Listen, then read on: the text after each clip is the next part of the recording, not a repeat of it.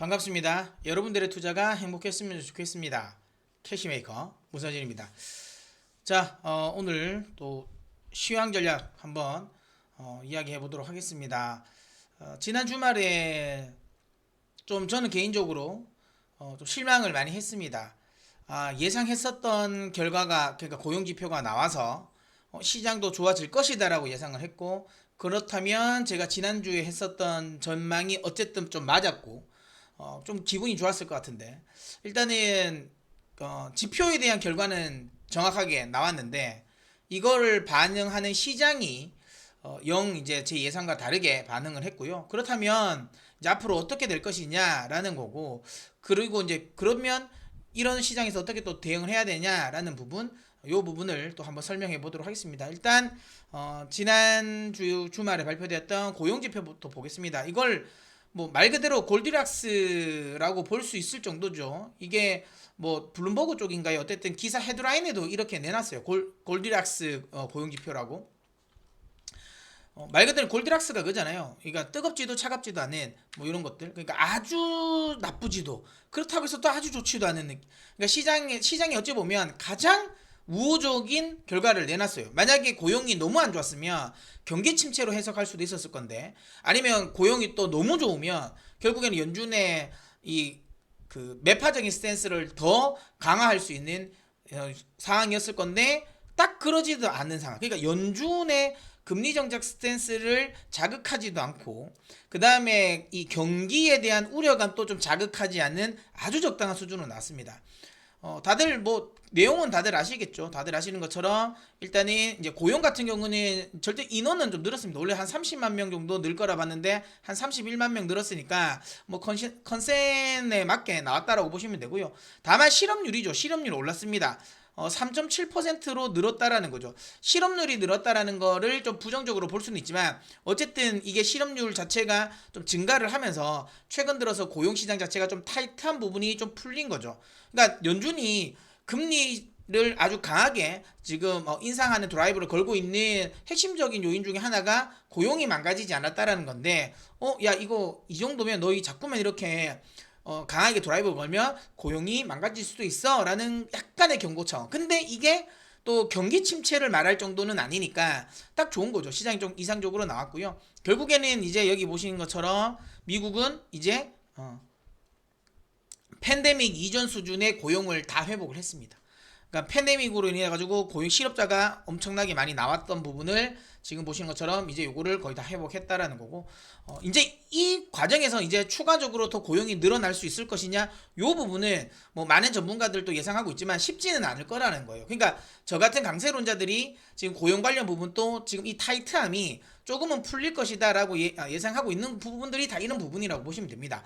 그리고 참고로 제 영상을 또 시황 영상을 처음 시청하시는 분들을 위해서 좀 간단하게 이야기 드리면, 저는 시장의 이 생각을 중립적인 시선에서 이야기 드리는 사람은 아니고요. 또 하나는 시장을 마켓을 맞추는 사람도 아닙니다. 그러니까 뭐 시장은 이래 될 거야, 그다음에 이렇게 갈 거야, 이렇게 할 거야, 내가 맞았지 이거는 아니고요. 그러니까 저는 강세론자 입장에서 시장을 어떻게 보는지를 이야기 드리는 거예요. 그러니까 만약에 제 이야기를 듣고 얘는 강세론자는 이렇게 보는구나, 근데 나는 또 이제 나는 그렇게 생각하지 않아 하면 뭐 그렇게 생각 안 하셔도 됩니다. 그러니까 여러분들은 제 이야기는 여러분들의 투자에 참고만 하실 뿐, 확실하게 뭐 제 이야기를 듣고 뭐 무조건 뭐 투자하고 그러실 필요는 없습니다. 저희 캐시메이크 항상 이야기 드리지만, 저희 캐시메이크는 여러분들의 인생까지 책임져 드리진 않아요. 그러니까 판단은 여러분들의 몫인 거고요. 다만 최근 들어서 어쨌든 약세론자들이 꽤 많잖아요. 그러니까 약세론자들의 이야기도 한번 들어보고, 저 같은 강세론자들의 이야기를 들어봐서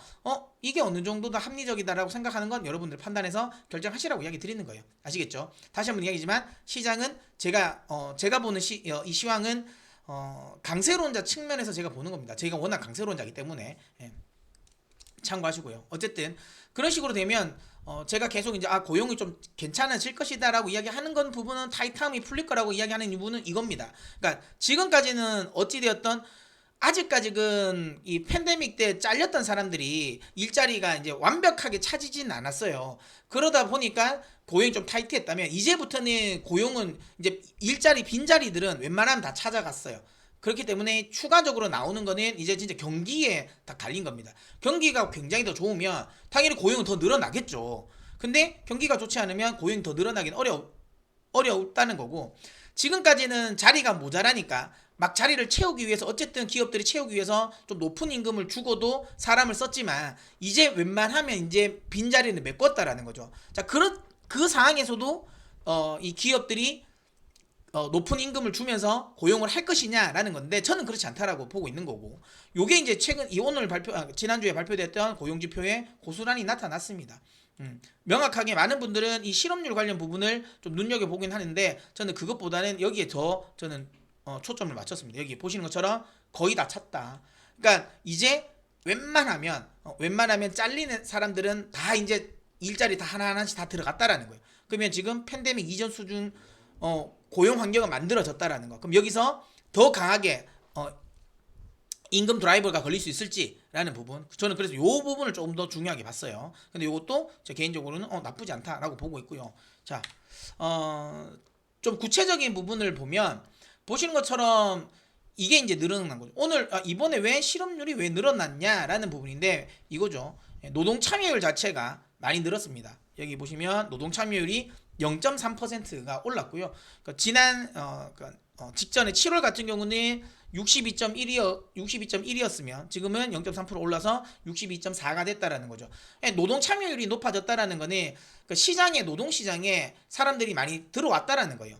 그러니까 우리가 이 실업률을 계산을 할 때 내가 적극적인 구인을 하려고 하는 구직을 하려는 사람들이 표본에 잡힙니다. 그러니까 구직을 포기한 사람들은 잡히질 않아요.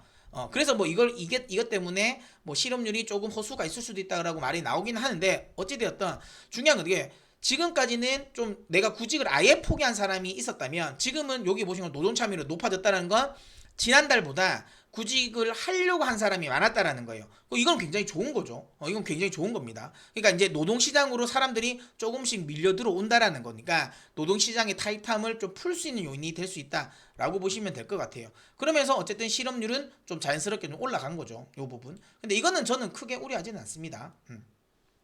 이게 이제 4%가 넘는 수준? 4%가 넘어가는 수준에서는 시장이 또 경기 침체에 대한 우려감을 할 겁니다. 할 거겠지만, 근데 이것도 중요한 거예요. 자, 고용이 4%가 넘기는 상황에서 그때 당시 인플레가 어떻게 되냐, 수준이 어느 수준이냐가 중요합니다. 만약에 고용이 4%가, 그러니까 실업률이죠. 죄송합니다. 실업률이 4%를 넘기는 상황에서, 만약에 인플레가 헤드라인을 CPI 기준, 헤드라인을 기준으로 만약에 이게 한 4%대, 4% 후반, 4% 후반으로 꺾이면 연준은 여기서 금리 인상을 멈출 가능성이 높고, 오히려 패드 피봇에 대한 기대감이 더 강해질 겁니다. 왜냐하면 시장 입장에서는 인플레가 잡히고 있는데 거기에 경기까지도 지금 부서지는데 굳이 이거를 밟을 이유는 없거든요. 근데 아직은 아니야. 아직은 이 정도 가지고 연준이 패드 피봇을 우리가 기대를 하기는 아직은 아닙니다. 아직은 아니지만 그래도 조금씩은 좋아지고 있다라는 부분, 이 부분은 좀 참고하셨으면 좋겠고요. 그러니까 주식시장 측면에서 본다면, 그래서 요거는 또 나쁘지 않다라고 보고요. 그 다음에 인플레이션의 좀 직접적인 요인인 임금 상승률. 이게 제가 표를 안 가지고 왔군요. 예. 임금 상승률 같은 경우도 좀 줄었습니다. 여기 좀 낮아졌죠. 그러니까 원래가 물론 그래도 여전히 높아요. 여전히 상승하고 있는 거예요. 꺾이진 않았어. 하지만 원래 전월 같은 경우는 시장 예상 같은 경우는 한 0.5% 올라갈 거다라고 봤는데 0.3% 올랐으니까 시장 예상치보다는 임금 상승 속도는 좀 완화됐다라는 거죠. 이런 부분도 좀 긍정적으로 봐도 되지 않을까. 그러니까 시장에서 인플레이션에 대한 우려감을 할 수 있는 부분도 조금은 완화됐다라는 부분이죠. 그래서 단순히 고용 지표만 놓고 보면 시장에는 꽤 괜찮은 결과였다라고 볼 수 있습니다. 그래서 이거 발표되고 나서 사실 뉴욕 증시는 올랐어요. 아시죠? 이렇게 급등을 했었습니다. 그래서 1% 이상 급등을 하면서 제가 예상한 흐름이 좀 나오는구나 싶었습니다. 그러니까 제가 요 앞전의 영상이, 그러니까 그 파월 의장 발언 너무, 그래서 그날 이제 4% 딱 떨어졌을 때 이거 걱정하지 마라고 이야기 드렸잖아요. 만약에 오늘 그러니까 금요일 날 나스닥 지수가 원래대로 한 1% 이상 올랐으면 사실 그 그러니까 이 잭슨홀 때문에 급락했던 거 해서 사실 그렇게 크게 안 내린 거예요. 종가로 본다 그때 보면. 그러니까 어차피 한번 두드려 맞았잖아. 맞고 나서 그 다음에 만약에 주말에 올랐으면 한 1% 이상 올랐으면 하락폭이 1% 내외가 되잖아. 아니 2% 정도 되죠. 그러니까 큰 하락은 아니거든.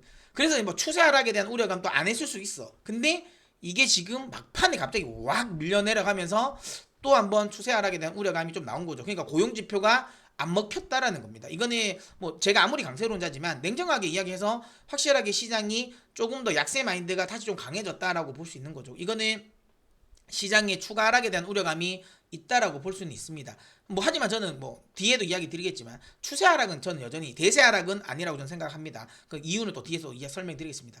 어쨌든 요게 저는 개인적으로 좀 아쉽다라는 생각이 들고요. 왜 막판에 빠졌냐라고 하면 이유는 뭐 여러 가지들이 있는데 뭐 일단은 기본적으로 그 미국이 이제 주말에 이번 주 월요일 그러니까 금요일부터 해서 연휴잖아요. 월요일 쉬죠. 노동절로. 미국의 노동절로 인해 가지고 쉬니까 뭐 쉬기 전에 좀 이제 매도 해놓고 좀 가자. 변동성이 클 수 있으니까 요즘에 워낙 좀 변동성이 크니까 그러니까 이거 그냥 쉬는 동안 그냥 일단 팔아놓고 가자라는 세력들도 분명히 있었을 거고 그 다음에 또 그 푸틴 이슈도 좀 있었습니다. 근데 저는 그 가즈프롬이 가스밸브를 잠근 게 저게 그냥 트리거가 됐을까라는 생각은 하는데 근데 어쨌든 근데 시기가 가스프롬 이야기가 나오고 떨어진 건 맞으니까 이게 뭐 까마귀 날자 배 떨어졌을 수도 있지만 어쨌든 가스프롬이 또 가스를 잠궜잖아요. 그 사진 보셨어요? 왜 가스 잠궜느냐고 여기 뭐 기름이 유출됐다 그러니까 그 기계에 그래서 이것 때문에 못한다는데 진짜 그 말도 안 되는 거죠. 그러니까 일부러 잠근 거죠. 최근 들어가지고 그 독일이라든지 이런 유럽의 주요 국가들이 가스를 제대로 잘 이제 채우고 있으니까 비축을 하고 있으니까 이제 또 거기 또 잠그고 있는 거죠. 어쨌든 압박을 주기 위해서 뭐 그런 것들 하여튼 뭐 그러면서 좀 이제 밀렸다라는 건데 저는 뭐 이미 가즈프롬의 어찌 보면 공급 중단과 관련된 이슈는 이미 시장에서 알고 있었던 재료긴 한데 시장에 그러니까 센티가 워낙 좀 안 좋으니까 여기에 그래서 좀 밀린 게 아닌가라는 생각을 합니다. 어찌됐든 중요한 핵심은 그거예요. 좋은 재료가 나왔음에도 불구하고 막판까지 뒷심을 발휘하지 못했다라는 거는 확실하게 시장이 좀 약하다라는 건 맞습니다. 이건 좀 인정해야 되는 부분이란 것 같아요. 그래도 저는 그런 생각을 해요. 시장이라는 건 재료가 물론 즉각 다 반응을 할 수 있어요.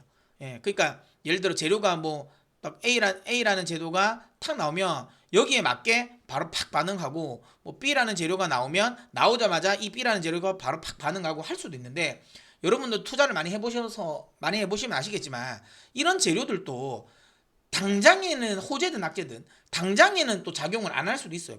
하지만 이런 재료들이 호재든 악재든 사라지진 않아요. 그러니까 시장 저변에 깔려 있는 거죠. 깔려 있다가 그의 분위기에 따라서 다시 나오고 그래서 이게 뭐 그러니까 상승 재료라면 당장에 있는 상승 재료로는 안 먹히지만 또 시간이 지나다가 시기에 따라서 이 재료가 끄집어 나서 뒤늦게 상승의 재료로 이용될 수도 있습니다. 그렇기 때문에 어쨌든 저는 최근에 발표되었던 그 PCE 물가지표라든지 그거는 PCE 물가지표 같은 경우는 잘 나왔는데 잭슨홀 미팅 때문에 그냥 아예 묻힌 건데 그렇다고 해서 물가가 꺾이고 있다라는 게 없어진 게 아니잖아요.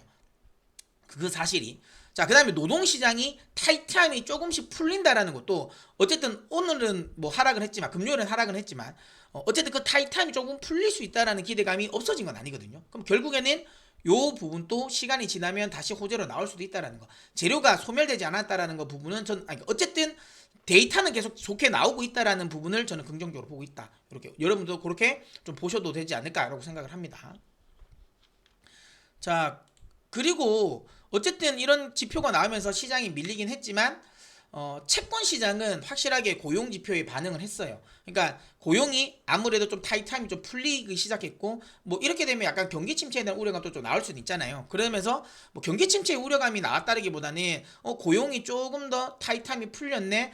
그러면 연준이 금리 인상 스탠스를 약간 느슨하게 하겠네라는 반응이 나왔습니다. 그래서 확실하게 10년물 금리도 지금은 떨어졌습니다. 여기 지표를 보시면 이거 올랐는데 빨간색으로 요거는 이제 10년물 선물입니다. 10년물 미 국채 10년물 선물이니까 선물 가격이 올랐다는 건 그러니까 채권 가격이 올랐다라는 건 채권 금리가 떨어졌다는 거니까. 그래서 요게 그러니까 금리가 좀 떨어졌다라는 거고. 그 다음에 어쨌든 정책 금리를 조금 더 잘 대변하는 2년물 금리 같은 경우도 보시는 것처럼 가격이 올랐다, 금리가 이렇게 떨어졌다, 이렇게 보이시죠? 예, 떨어졌다, 이렇게 보시면 됩니다. 그래서 채권 시장은 확실하게 고용 지표를 잘 반영을 했어요. 자, 보시는 것처럼 9월 지금 FOMC 회의에서 어떻게 할 것이냐라는 부분인데, 지금 이야기가 많이 나오고 있는 게 75bp냐 50bp냐인데 전 이게 너무 좋습니다. 이게 무슨 소리냐라는 건데, 이게 만약에 시장에 이슈가 안 됐으면 별로예요. 그러니까 뭐 지금 시장이 갑자기 50bp냐 75bp냐로 갑자기 이거를 지금 대립이 돼버렸잖아요. 여러분, 예전에는 잭슨 미팅 이후에는 그냥 이게 압도적으로 이게 많았어요. 그냥 75bp. 지금 또 시장은 연준이 75bp를 할 거라고 생각해요. 연준이. 이거는 제가 앞전 영상에서 이야기 드렸죠. 할 거라고 생각합니다. 그리고 이제 잭슨 미팅이 끝나고 나서는 뭐 바로 직후에는 변화가 없었지만 좀 시간이 지나면서 7대3까지 높아졌었잖아요. 75bp가 압도적이었는데, 이번에 고용 지표가 딱 나오는 걸 보고 나서니까 물론 아직 6대4입니다. 43대 57이니까 뭐 얼추 6대4라고 봐야 되겠죠. 여전히 75bp가 압도적으로 더 많아요. 아니, 압도적인 아니지. 그러니까 더 많습니다. 하지만 확실하게 잭슨 미팅이 지난 한 일주일 흘러가면서 시장이 75bp를 확정했던 시점보다는 조금 더 낮아졌다라는 거고요. 그 다음에 우리가 알아야 되는 건 확실하게 FOMC 회의 전에 우리가 또 그 8월이죠. 8월 CPI 지표까지도 확인한다라는 거예요. 연준이. 이건 전 매우 중요할 것 같아요. 그러니까 PCE 물가지표가 낮아졌죠. 고용지표의 타이트함이 낮아졌습니다. 거기에 만약에 8월 CPI까지도 괜찮아지면 연준이 굳이 75bp를 할 이유는 없는 거예요. 그러니까 이렇게 할 수 있죠. 요즘에 물론 뭐 메스터 총재처럼 최근에 클리블랜드에 있는 총재죠. 그러니까 메스터 총재는 원래 매파입니다. 매파기 때문에 뭐 4%까지 금리 이야기를 했죠. 근데 블라드 총재도 최종 금리 4% 이야기는 안 했어요. 얼추 4% 금방까지 이야기한 거고. 그다음 잭슨 미팅에서도 파월 의장도 4% 금방 정도. 그래서 지금 시장은 3.5에서 3.75 정도를 보고 있는데, 메스터 총재가 좀 더 올라간 거죠. 4%까지 갔으니까 뭐 거기에 대한 우려감이 좀 나올 수 있지만, 만약에 어쨌든 연준이 여기서 50bp까지 한다면 시장은 이걸 또 환호할 가능성이 높아요. 이게 패드 피봇이 아니라더라도 확실하게 속도가 완화됐다라는 걸 느끼게 될 거라는 거죠. 그래서 아까도 했지만 시장이 지금까지는 75bp가 확정이었단 말이에요. 무조건 75bp를 한다는 생각에서 이제 50bp도 할 수도 있겠구나라는 생각을 한다는 것 자체만으로도 시장이 좀 반등이 나올 수 있는 요소라는 거죠. 지표에 따라서 말이죠. 지표에 따라서. 다음 주에 또 발표되는 게 또 ISM 제조업 지표가 있지 않겠습니까? 거기에서 또 어떻게 되냐에 따라서도 또 시장이 조금 더 50pp가 할 수 있겠다라는 생각이 드는 거고요. 시장이 50pp, 그러니까 연준이 50pp를 할 것이라는 기대감이 커지면 지수 역시도 반등이 나올 수 있다라는 거예요.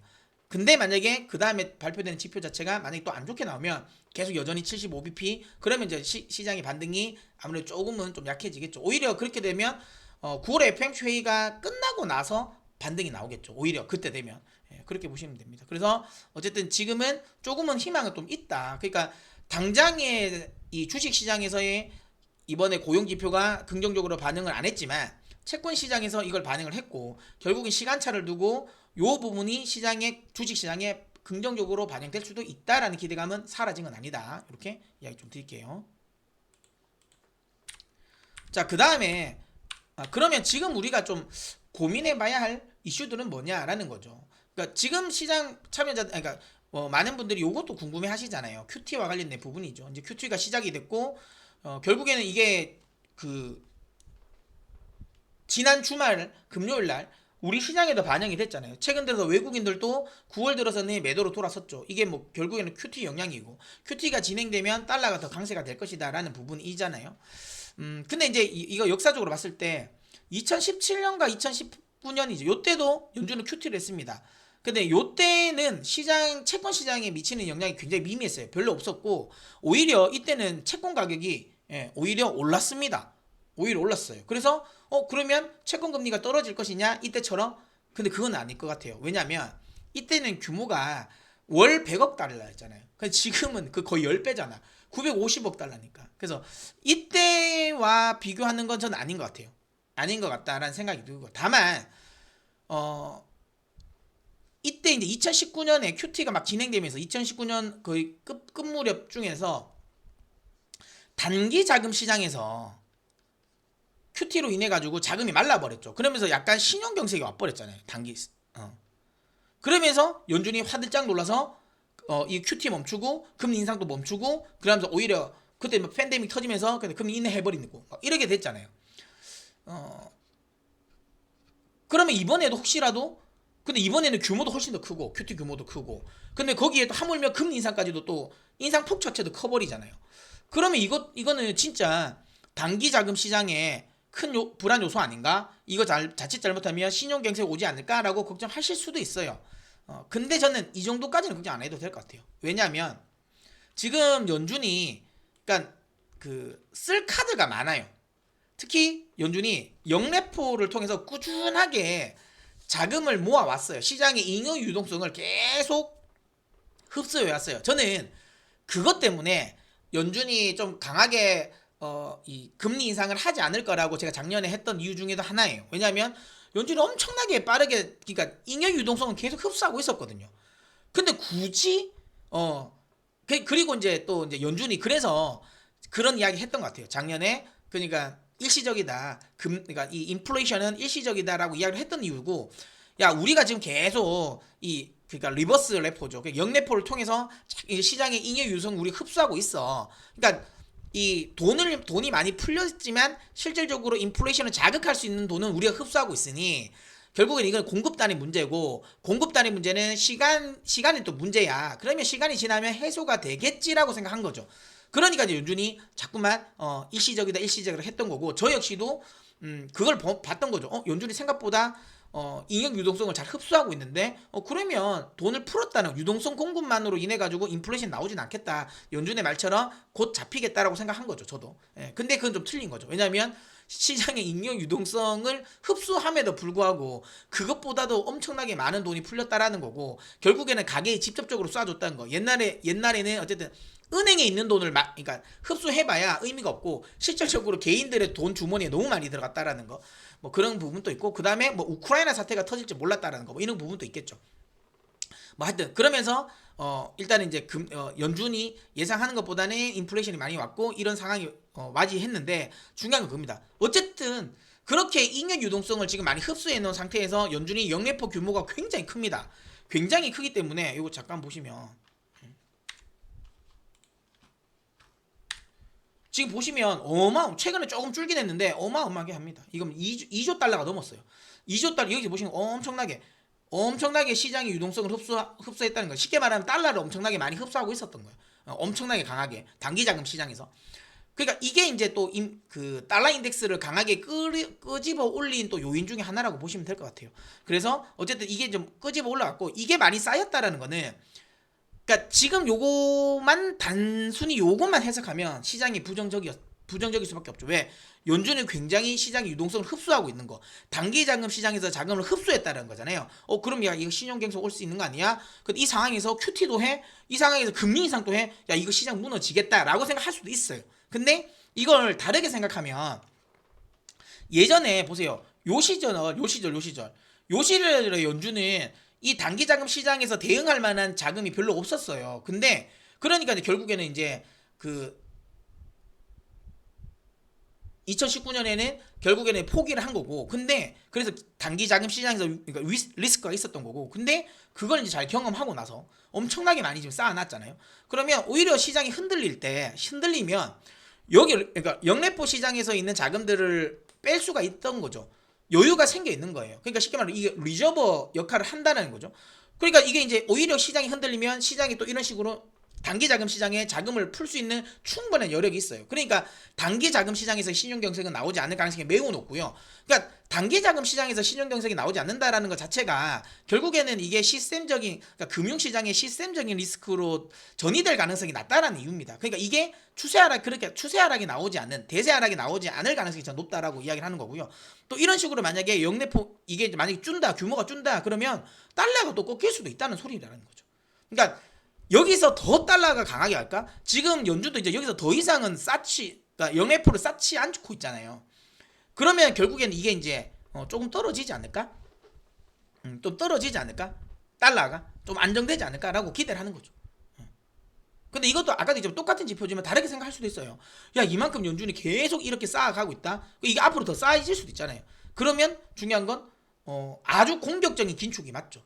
단기 자금 시장도 자금 빨아당기고 있고, 그 다음에 장기도 빨아들이고 있으니까 이거 확실하게 아주 강력한 건데, 근데 저는 이야기 드린 것처럼 최근 들어서는 조금 멈추고 있는 상황이고, 그 다음에 결국에는 요게 안전판 역할을 할 것이다. 그러니까 시장의 시장이 시스템적인 리스크로 발전하지 않게 안전판을 할 수 있는 거다라고 생각합니다. 그래서 단기적인 변동성이 있을 수 있겠지만 이것 때문에 뭐 추세적인 하락은 나오지 않을 것 같다라고 저는 생각을 하고 있어요. 예, 이런 부분. 뭐 어쨌든 그렇다 이렇게 보고 있기 때문에 QT와 관련된 영향력은 조금 더 보긴 해야 될 겁니다. 단기적으로는 충격이 있을 수 있을 것 같아요. 왜냐하면 전례 없었던 규모였고 전례 없었던 속도였기 때문에 분명히 다를 거다. 그래서 이걸 시장의 참여자들도 분명히 두려워할 거예요. 그래서 QT가 진행되는 지금 초입구는 분명히 시장의 악재 요인으로 작용은 하겠지만 역사적으로 봤을 때 QT가 시장에 아주 큰 역할을 하지 않았다라는 거고, 그 다음에 이 QT가 진행됨에도 불구하고 결국에는 연준은 그러니까 채권 시장 참여자들은 고용 지표라든지 이 데이터에 기반해가지고 연준이 결국 좀 꺾을 거다라고 오히려 생각을 하고 있다라는 거죠. 그러니까 QT라는 부분이 결국에는 재투자, 그러니까 시장의 추가적인 유동성이 공급되지 않는다는 거. 미 국채 시장에 아주 큰 손이 아주 큰 매수세가 빠지는 거지 매도세가 나오진 않는다라는 거로 인식을 할 거예요. 근데 연준이 빠져도 지금 이 정도의 금리고, 그다음 지금의 미국의 그러니까 경제 성장률을 감안했을 때 미국의 경기를 생각했을 때 이거보다 더 좋은 채권 투자처는 없다라고 생각할 거라는 거죠. 그러니까 연준이 빠지더라도 미국채를 사줄 사람들은 충분히 있다라고 저는 개인적으로 생각합니다. 그래서 QT와 관련된 부분이 시장에 아주 큰 영향을 미치지는 않을 것 같다. 다만 어쨌든 전례 없는 이벤트이기 때문에 단기적으로는 시장에 영향을 미칠 것이다. 하방으로. 그렇게 좀 봅니다. 자, 그러면 결국엔 어쨌든 시장이 반등해야 되는 시점은 연준이 스탠스가 바뀔 때잖아요. 근데 연준이 지금 언제까지 그렇게 매파적일 수 있을 거냐라는 부분인데, 저는 단기적으로는 스탠스 저는 없을 것 같아요. 그러니까 올해 갑자기 뭔가 금리 인상을 안 하지는 않을 것 같아요. 저는 12월 달까지는 할 것 같아요. 75, 25, 25를 할지, 50, 50, 25를 할지, 75, 75, 뭐 25를 할지 이건 모르겠지만 어쨌든 올해는 한다라고 보고요. 그 다음에 금리 상단은 저는 많은 시장 참여자들이 예상하고 있고, 그 다음에 파월 의장이 말했던 것처럼 저는 원래 기준금리 상단은 3.75로 봅니다. 이거를 넘기지는 않을 것 같아요. 왜? 지표가 좋아지고 있기 때문에. 요렇게 이거 넘기지 않는다라고 보고, 그럼 이것까지는 이미 시장이 다 알고 있기 때문에 여기서 그러니까 연준의 이런 매파적인 스탠스에 의해서 시장이 조정 주는 거는 확실하게 시간이 지나면, 특히 9월 FMC 회의가 지나면 완화될 거다라고는 보고 있고요. 9월 FMC 회의가 금리 인상에 가장 제가 보기엔 피 클 것 같아요. 이거 시장도 분명히 인지를 할 거라고 보고 있는 거고요. 다만 그 뒤에 좀 중간 선거가 있어서 그 중간 선거 불확실성이 어떻게 작용될지는 모르겠어요. 그거는 모르겠는데 그건 또 그때 가서 판단을 해봐야 되겠지만, 순수하게 지금 현재 있는 이 금리와 관련된 부분의 시장의 센티는 9월 FMC 회의 이후에는 완화될 거다라고 저는 생각을 하고 있고요. 그리고 제가 또 이 4%를 단기적으로는 어쨌든 스탠스 전환은 없겠지만 이게 4% 이상, 그러니까 내년에도 그럼 금리를 올려서 4%를 더 넘길 것이냐라는 부분인데, 이거는 저는 연준도 굉장히 부담스러울 거라고 보고 있습니다. 왜 그러냐면 이게 명확합니다. 뭐냐면 지금까지 연준이 뭐 QT를 했던 그 시기와 달라요. 뭐가 다르다? 미국의 부채 규모가 다릅니다. 여기 보시면 아시겠지만 너무 높아요. 그러니까 예전에 했던 이 시기에 부채는 100%를 GDP 대비 미국의 정부 부채가 100%가 살짝 넘긴 시점이었어요. 근데 지금은 얼마예요? 120%를 넘깁니다. 이거 140까지 가나 마냐 됐다가 지금 이제 꺾여서 그래도 중요한 건 120%. 전례 없는 부채 비율이죠. 거의 2차 세계대전 수준이에요. 그러니까 2차 세계대전 때 미국 정부가 진 빚, 그러니까 GDP 대비 진 빚 정도 수준입니다, 지금은. 그만큼 막대하게 많다라는 거예요. 이런 상황에서 금리를 그런 식으로 드라이브를 건다? 그러니까 많은 사람들이 볼컷 때를 생각을 하잖아요. 볼컷 때. 볼컷 때처럼 하면 어때? 하면 어떻게 되냐? 하지만 여기 보세요, 여러분. 이 볼컷 때는 여러분 국가 부채가 여러분 50% 미만이었어. 50% 미만. 이때랑은 차원이 다르다니까. 그때는 워낙 국가 부채 비율이 낮으니까 그만큼 셀이 올릴 수도 있었어요. 근데 지금 그래 올리면 어떻게 돼요? 그냥 작살 나는 거야, 그냥. 그 상황에서 연준이 더 올릴 수 있겠어요? 이만큼 올라갔는데 이렇게? 절대로 그렇게 못한다라는 거 보는 거예요. 그러니까 자꾸만 제가 이제 볼컷 때 같이는 못할 거다라고 하는 이유가 이런 이유도 있는 거예요. 이런 이유도. 무슨 말인지 아시겠죠? 예. 그런 것들 때문에 요것도 연준은 4%가 넘기는 상황에서는 분명히 부담스러울 거다라고 저는 생각을 하고 있어요. 그렇기 때문에 뭐 이런 거와 관련돼서는 4%를 기점으로 해서 연준의 이런 공격적인 공격적인 그 통화정책 스탠스는 좀 완화될 것이다라고 보고 있고요. 그럼 결국 이런 제 이야기를 다 종합해 보면 결국 시간이 약이라는 거예요. 시간이 약이라는 거고 약세론자들이 지금 현재 이야기하고 있는 대세 하락은 저는 여전히 안 온다라고 보고 있는 거예요. 무슨 말인지 아시겠죠?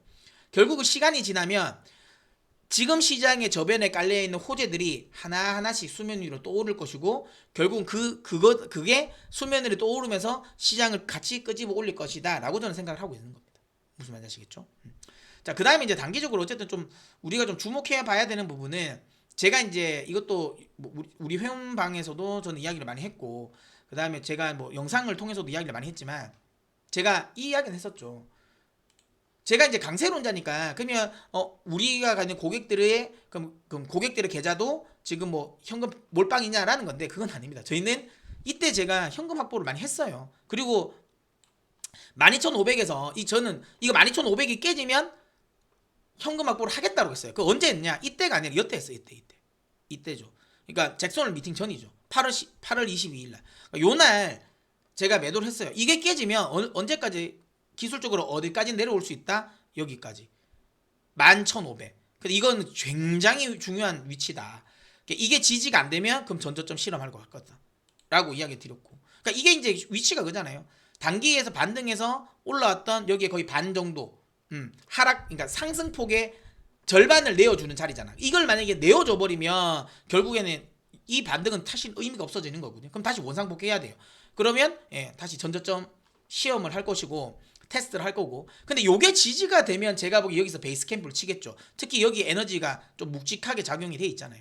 여기 보시는 것처럼 거래량 또 이쪽에 터지면서 여기 묵직하게 어쨌든 지지대가 형성돼 있으니까 그렇기 때문에 요게 지지가 되면 제가 보기에는 이 잭슨홀 미팅을 기점으로 해서 떨어졌던 이 하락은 마무리가 된다. 다만 만약에 저 11,500이 지지가 되지 않는다. 그러면 1,500까지는 다시 한번 볼 가능성이 높다라고 봅니다. 그래서 좀 주의를 해야 된다. 근데 우리는 제가 그때도 뭐 제 영상을 보시고 대응하셨던 분이라면 어쨌든 12,500에서는 저희는 일단 한 번은 정리를 했습니다. 정리를 했고 절반을 매도를 해서 현금 확보를 해놓고요. 그리고는 제가 항상 하는 건 나스닥 기준으로 1% 이상 올라가지 않으면 매매는 안 한다. 그냥 지켜만 보겠다라고 보는 겁니다. 저는 근데 여기서 지금 자리에서 인버스랑 그 다음에 뭐 곧버스를 타는 거는 좀 위험하다고 봐요.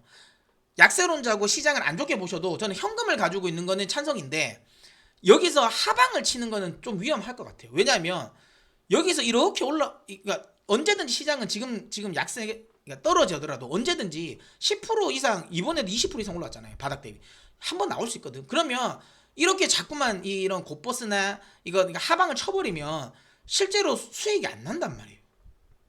차라리 진짜 나는 시장이 빠질 거라고 약세를 생각하신다면 차라리 그냥 현금을 들고 기다리시는 게 더 좋아요. 저는 지금은 상승과 하락이 팽팽하게 대립하고 있는 과정이기 때문에 급등도 급락도 많이 나온단 말이에요. 굳이 무리해서 하방까지 베팅할 이유가 있냐라고 생각을 하는 거예요. 그냥 현금을 들고 있는 게 더 안전하지 않을까 이렇게 생각을 합니다. 그래서 어쨌든 뭐 저는 개인적으로 그런 거고요. 뭐 이것만 봐도 알잖아요. 많은 우리 개인 투자자들 이 영상을 보시는 하방에 베팅해 분들의 대부분은 이거를 가지고 계실 거 아니에요. 제가 생각하는 그 논리를 인정하지 못한다고 하시는 분들은 대부분 이거 가지고 계신 거 아니에요? SQQQ 굉장히 많이 샀잖아. 이렇게 보면 수익이 날 것 같은데 한번 길게 한번 봐볼 거예요. 도대체 이거 뭐 언제 수익 보는 거예요? 언제 이걸 수익을 볼 수 있어? 만약에 원래 수익을 봤다라고 하면 진짜 여기서 사서 여기서 판 거 아니면 사실 마땅하게 수익이 봤을까? 나는 그런 생각하거든요. 아니 얼추 보면 내가 보기에 손해는 많이 안 보긴 했겠죠. 손해는 안 보긴 했을 것 같긴 해요. 뭐 이게 계속 떨어질 때마다 막 사고 했었으면 그럼 평균 단가 한 이 정도 됐을 거니까 손해는 안 봤을 수도 있을 것 같은데 이걸로 하물며 3배짜리 레버리지인데 수익이 안 났다라는 거잖아요. 그래서 저는 개인적으로 생각하지만 하방 지금 자리에서는 하방을 그러니까 베팅을 하는 건 아닌 것 같아요. 특히 그것도 레버리지 상품으로 그냥 현금 들고 있는 게 맞다라고 봅니다. 그래서 약세를 원한다. 나는 약세가 갈 거라고 생각한다면. 그러니까 차라리 현금 들고 있는 게 나중에 포지션 전환하기도 쉬워요. 그러니까 왜냐면 이거 하방을 쳐버리면 내 예상이 틀리면 그 다음에 이걸 뭔가 포지션을 바꿀 때 리스크가 너무 커요. 그냥 내가 만약에 현금만 들고 있으면 손해가 아니잖아. 내 예상이 틀려가지고 상승을 하더라도 손해는 아니니까 그 다음에 따라가기가 쉬운데 만약에 내가 하방을 쳐버리면 내 연금이 쪼그라들잖아. 그럼 그 따라가려면 더 힘들어진다니까. 더 힘들어. 그래가지고 만약에 또 따라갈 때는 또 3배짜리 TQQ를 할 거 아니야. TQQQ. 그러니까 3배짜리 또 했는데 또 가다가 또 몇 번 흔들려 버리면 아씨 이거 또 바뀌어야 되나? 이렇게 된다고. 진짜 정 생각이 안 나고 지금같이 너무 방향성이 어렵고 할 때는 저는 너무 이렇게 한 방향은 되는 건 좀 아닌 것 같다는. 특히 하방 같은 걸 공격적으로 너무 자신있게 강있게 치는 건 좀 위험하지 않을까 싶어요. 저는 뭐 그래서 우리는 어쨌든 지금 현금을 가지고 있고 저는 떨어질 때 매수를 하고 싶어요. 저는 뭐 오히려 분할 매수해서 더 저는 지금같이 좋은 시기는 없다. 지금같이 좋은 가격 원래 사고 싶었던 것들이 이렇게 떨어진 적이 없어. 가격 좋은 가격대에 있는 게 없는 것 같아서 저는 계속 흥분되긴 해요. 하지만 참고 있습니다. 왜? 아무리 제가 강세론자이긴 하지만 어쨌든 지금은 소나기라도 맞거든요. 그러면 이건 피하는 게 맞지. 굳이 뭐 맞을 이유는 없잖아요. 그래서 일단은 조금 기다리고 있는 거고 나스닥이 마음적으로는 11,500에 지지해줬으면 좋겠고 만약 깨지면 기다리는 거예요. 기다렸다가 또 1,500 정도에서 기다리는 다시 반등을 노리는 그때 저가 매수를 한번 기다려보는 거죠. 아시겠죠? 그렇게 일단은 보시면 될 것 같다고 보고요. 시장과 관련된 부분은 뭐 이렇게 정리를 해드리도록 하겠고 어쨌든 저는 시장도 시장이지만 지금일수록 오히려 더 종목에 더 집중하시는 게 맞다라고 보고 있습니다. 최근에 우리 고객분 중에 한 분이 이 포트 같은 것들 좀 보면서 이제 너무 막 이렇게 뭐라 그래야 되나? 그게 너무 많다. 종목이 너무 많다라고 하셔가지고 그래도 조금 이제 뭐 이렇게 좀 정리도 해달라고 막 했는데 그 계좌가 마이너스가 1%밖에 안 났어요. 저 같은 강세론자지만 우리 강세론자 고객이잖아요. 근데도 1%밖에 안 났어요. 그러니까 결국에는 시장이 빠지고 그래도 좋은 종목 가지고 있으면 수익이 난다라는 거예요. 대부분의 많은 여러분들이 알고 있는 돈을 많이 벌었다. 흔히 돈을 많이 벌었다고 하는 사람들은 그룹급 인사들은 마켓을 잘 맞춘 사람은 없어요. 마켓을 잘 맞춰도 돈 많이 번 사람은 없고요. 대부분 좋은 종목을 사서 얼마나 잘 버티고 얼마나 잘 모았냐, 얼마나 잘 가지고 갔냐 그걸로 대부분 다 대박을 내신 분이라는 거죠. 그러니까 여러분들도 그러니까 시장 중요합니다. 마켓도 중요하고 한데 근데 여기에 너무 스트레스 받을 필요는 없고요. 또 중요한 건 여기서 너무 막 비관론에 빠져가지고 막 하방치고 이거는 저는 개인적으로는 좀 위험하다라고 생각합니다. 물론 또 이제 약세론자의 또 이야기를 들어보면 또 다른 저랑 완전 반대되는 이야기는 하겠지만요. 어쨌든 저는 제가 강세론자 입장에서는 또 그렇게 이야기 좀 드려보도록 하겠습니다. 뭐 판단은 여러분들이 알아서 판단하시기 바랍니다. 자 그러면 뭐 요 시황 영상 여기서 마무리하도록 하겠고요. 저는 또 다른 영상을 통해서 또 찾아뵙도록 하겠습니다.